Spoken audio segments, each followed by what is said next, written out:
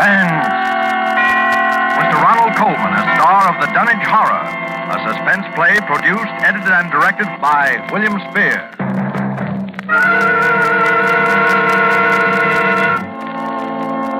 Come in, Dunwich, Massachusetts. Come in, Dunwich. Good evening. This is Henry Armitage. I'm speaking to you for... Dr. Rice, please close the window.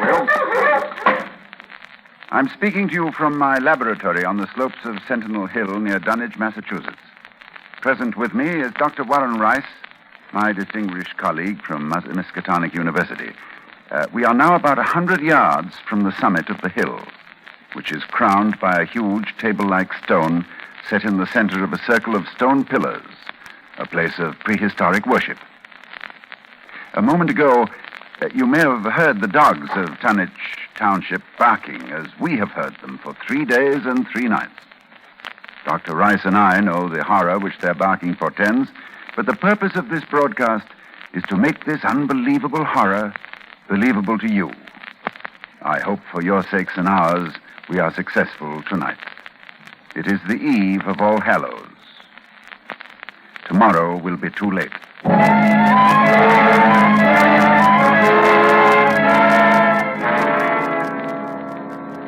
Our time tonight is very short, so I'll speak only of those more recent events which, believe me, may culminate at any moment in a climax too frightful to wholly contemplate. I will begin with the birth of Wilbur Whately.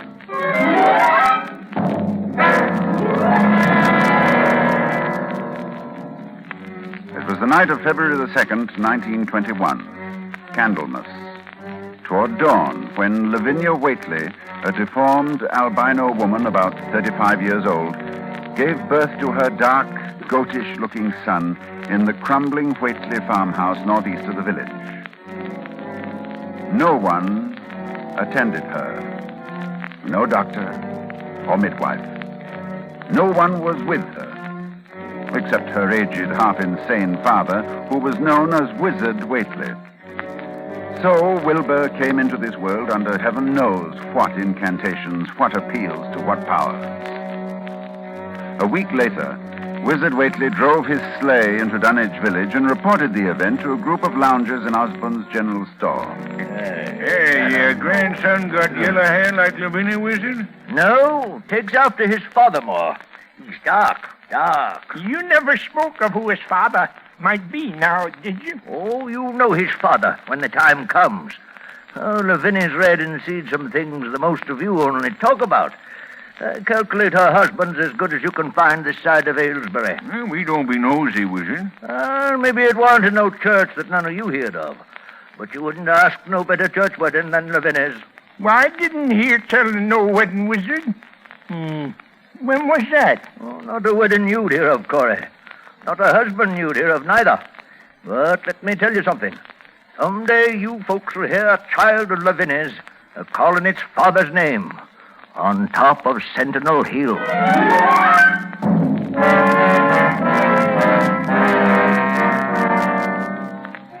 Prophecy? Or idle boasting by an insane old man? Now, I know I ask a great deal when I ask you to believe that the arrival of an infant into that house of dire poverty and squalor could possibly constitute a horror and a threat to all our known world. Yet it has an earthly history. Perhaps through this history, you will be able to give it credence. Wilbur Whately's growth was uncanny. But even if he had been an average child, he would have become, in time, an unnatural being, for he was surrounded from the first by the most malign influences. There was his grandfather, old Whately, Wizard Whately, who each Halloween climbed Sentinel Hill to the great circle of stone, and while the hills shook, stood holding a great book open on his arms and shrieked into the wind. Shrieked.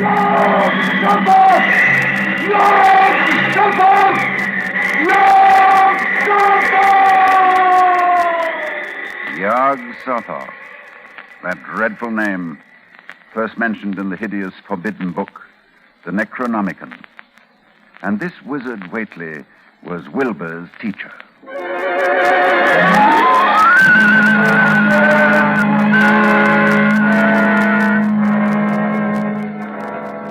The villagers began to notice curious things that were going on at the Whately farmhouse. Soon after Wilbur was born, old Whately began to remodel the house. The abandoned upper story was restored, and all the windows were tightly boarded up. And then, Wizard began to buy cattle in large numbers, both horses and cows. Yet the livestock on the farm didn't seem to increase.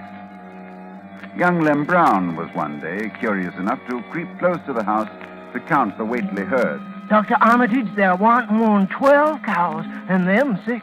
Looked like they had the blight and funny wounds on 'em, like cuts. I heard something, too, in the top part of Wizard's house. Something like water slapping inside, only big like a sea.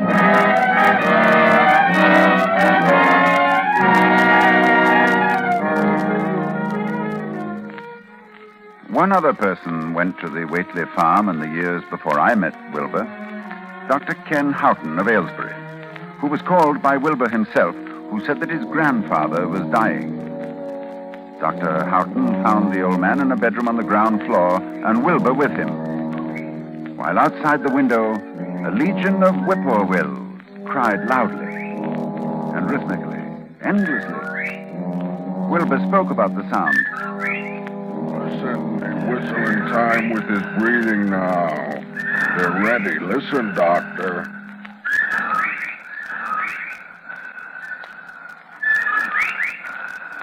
They know his soul's going out. They're waiting. Yes, Wilbur, that's an interesting superstition.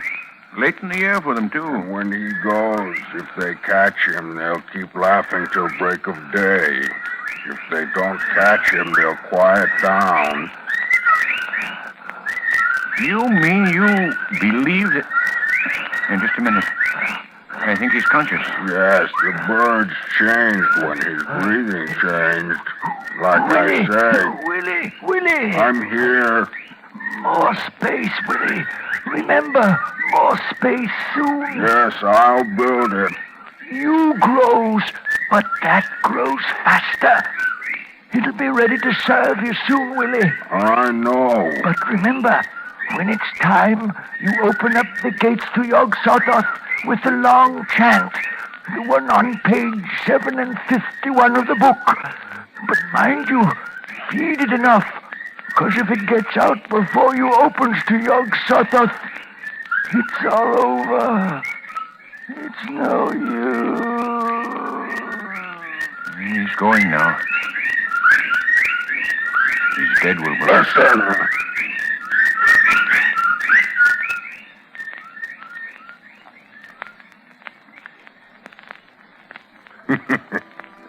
The birds, they didn't get him. Yes, he's free. He's gone.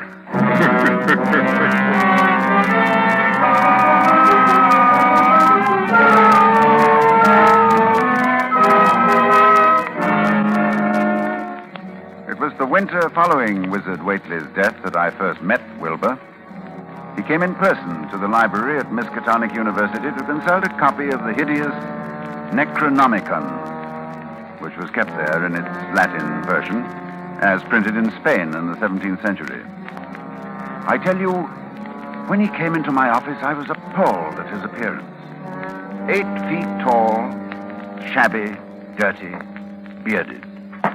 But I was even more appalled by his voice when he spoke to me. I wrote you a letter a month past, Doctor. I wanted a loan of the book. Well, that's a book that's never loaned from this library. I doubt if it is from any library. Well, I have to see it then. Oh, very well. It's kept right here. As you know, there are only 3 copies of this book in existence. That's why we're careful. Here, you can look at it on this table. Wizard said it would be on page 751. What? What is it you're looking for? The formula, the long chant. The one that opens the gate to Yog Sothoth.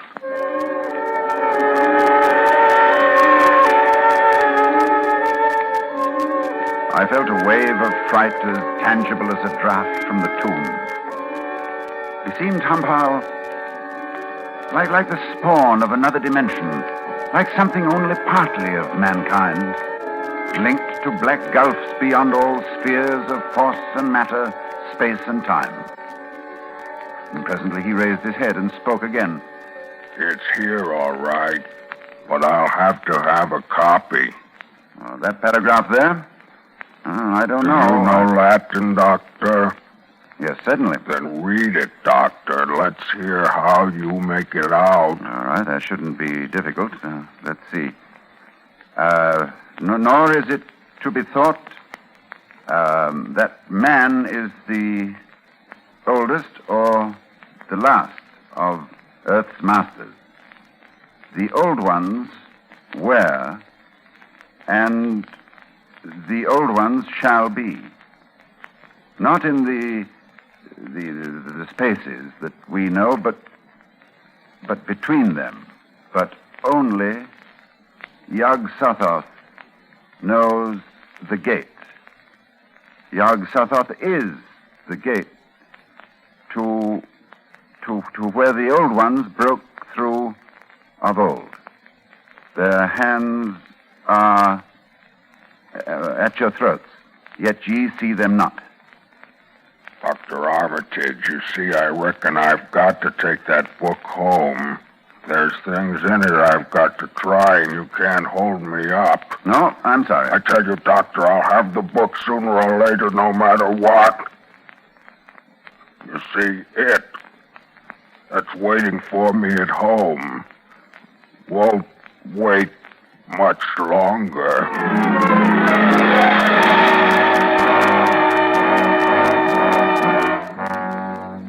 It was a week later that I was awakened suddenly by the fierce yelping of the great watchdog on the campus, followed by a sound from a wholly different throat, a scream. And I knew instantly that Wilbur had come back for the Necronomicon. I hastened into my clothes and rushed across to the library where a crowd had gathered before the smashed window of my office. Inside there was a fearful groaning and growling, and some instinct warned me that what was taking place there was not for unfortified eyes to see. I brushed back the crowd, motioning only to Professor Rice to come in with me. When we opened the study door, Professor Rice screamed. No, Dr. Armitage, no, I can't. Come, close the door. We can't let them see. He's alive, but Lord, what a job that dog's done. Torn him to bits. Oh, it's a horrible sound, that moaning. You suppose we ought to call a doctor? A doctor? A doctor for that? No doctor in the world would know what to do for that. Look, Armitage, it's not human, nor animal. Where did it come from? Can you tell me? Can you tell me what it is?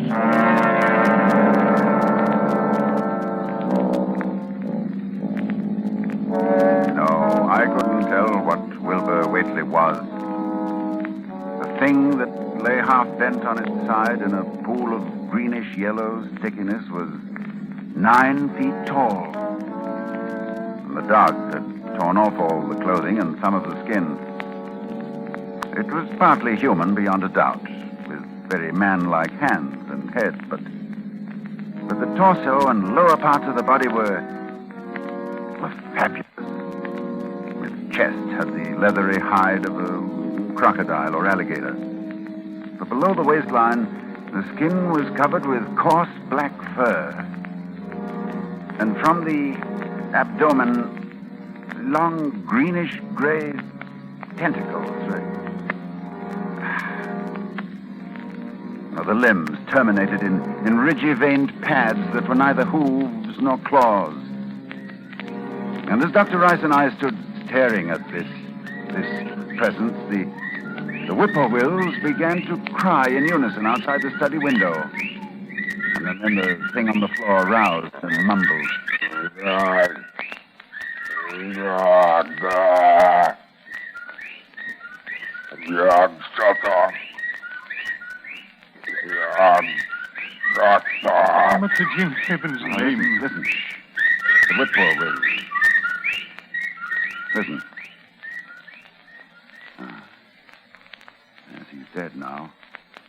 Look, Rice, look what's happening. He's disintegrating. Of course. Fast, too. Fading away. Because he isn't made of matter as we know it on Earth. I guess he took after his father, so there'll be nothing left. His father? What was his father? I daren't think.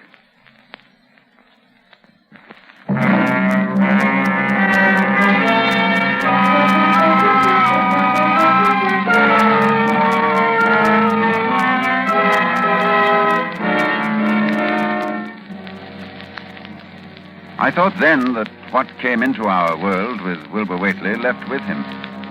I forgot what he himself had told me of it, which was waiting in the sealed house Wizard Whately had built, where the cattle were driven to disappear. But Wilbur Whately left a diary, written in a strange alphabet resembling Sanskrit. And I worked off and on for weeks to decipher it. And finally, I read the following passage written by Wilbur when he was no more than 8 years old. That upstairs is more ahead of me than I had thought it would be, and is not like to have much earth brain. I can see it a little when I make the sign or blow the powder of Ibengatse at it, and it is like them I see Halloween on the hill. I wonder how I shall look when the earth is cleared and there are no earth beings. Maybe like that upstairs looks, which has no body, even fed with all the blood. Toward morning, in a cold sweat of terror, I called Dr. Rice to my house and told him we have to destroy what's in that farmhouse. Why can't we just leave the thing locked up there? The house is boarded tight. Yes, but you think boards will hold it? Don't you realize, man, it hasn't been fed? It hasn't had blood since the 18th of September, when Wilbur Whately came here to die.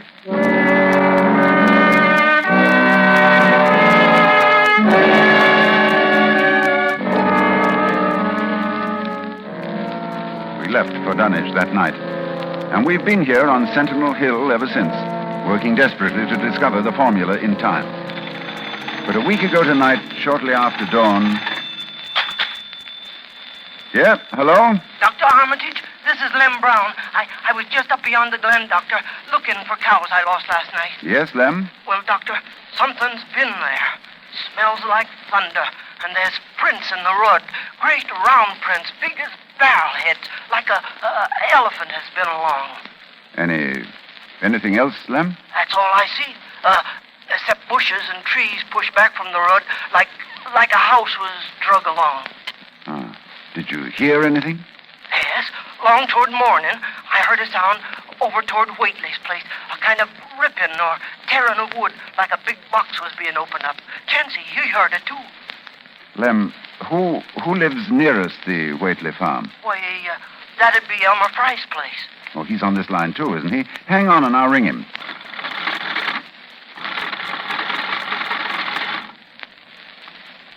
Yes, Dr. Armitage, this is Central. I'm trying to get Elmer Fry, Central. Doctor, he must be out somewheres, and his whole family. I was ringing there an hour ago. Earl Sawyer saw Elmer's cows stampeding in Cold Spring Glen.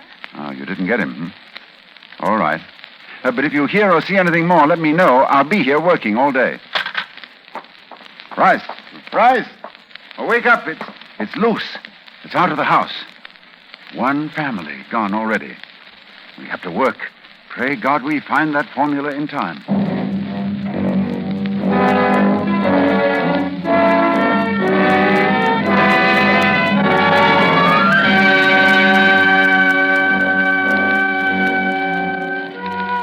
A week since it broke loose.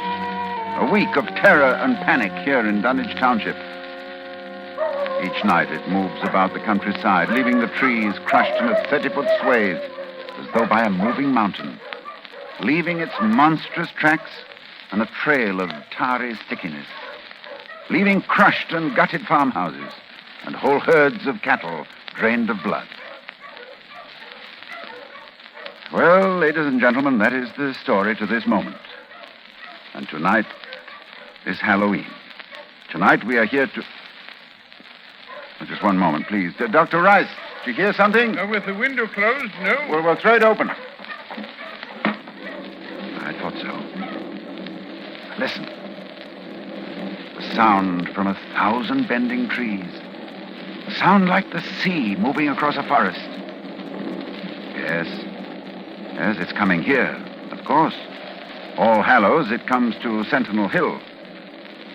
Dr. Rice, I'll try the formula and the powder from the altar stone. I want you to stay here at the microphone and report what you see. Very well, Dr. Armitage. Oh, wait a minute before I go. To any scientists who may be listening to me, if I fail, there is a possible alternative formula in Falconer's Mystical Formulae of the Middle Ages on page 24. Listen. Well, there are the whippoorwills. I better get out there. Take over, Dr. Rice. Yes. I'll do as well as I can, Armitage. Good luck.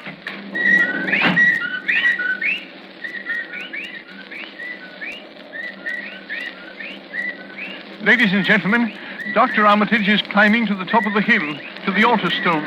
I can see him plainly, for the moon is high and the night clear. Down the hill, toward the dark village, I can see the grasses and shrubbery bending down, marking the monster's ascent. It moves quite fast, and I feel the proximity to phases of being utterly forbidden. Now, Dr. Armitage stands now on the altar stone and is holding the powder which, if the books are correct, will make this thing for an instant visible. It is quite close to him now, perhaps 20 yards or less. He lifts his hands. He flings the powder in a wide arc. I can see... Oh, no! No!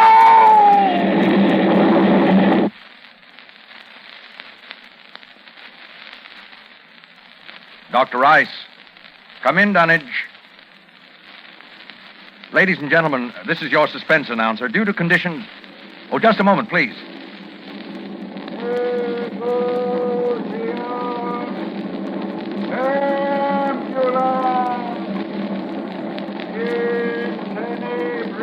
One moment, please. Dr. Rice, can you hear me?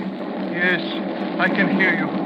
Yes, for a moment I was overcome when I saw... Ladies and gentlemen, perhaps you can hear now the incantation of Dr. Armitage. Listen.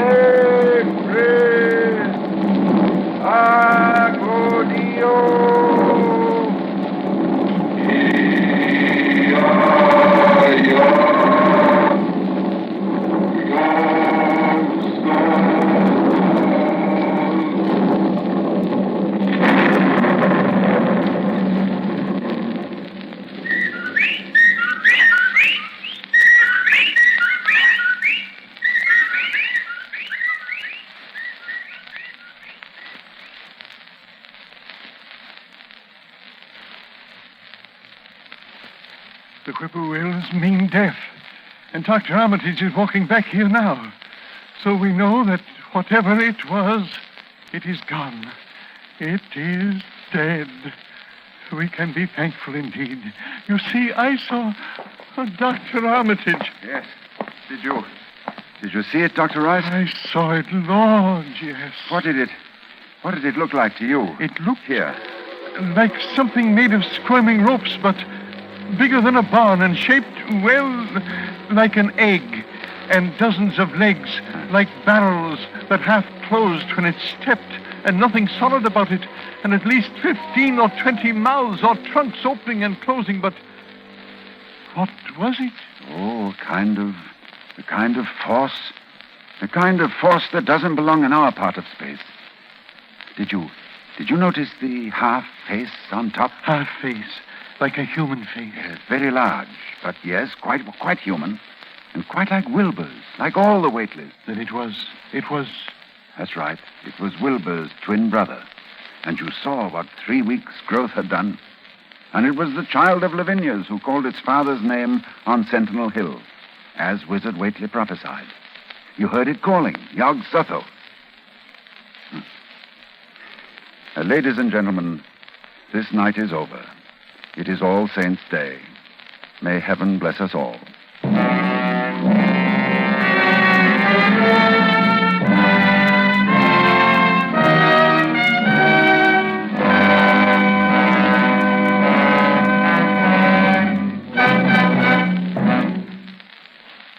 Dunwich Horror, with Ronald Coleman as your star of Suspense.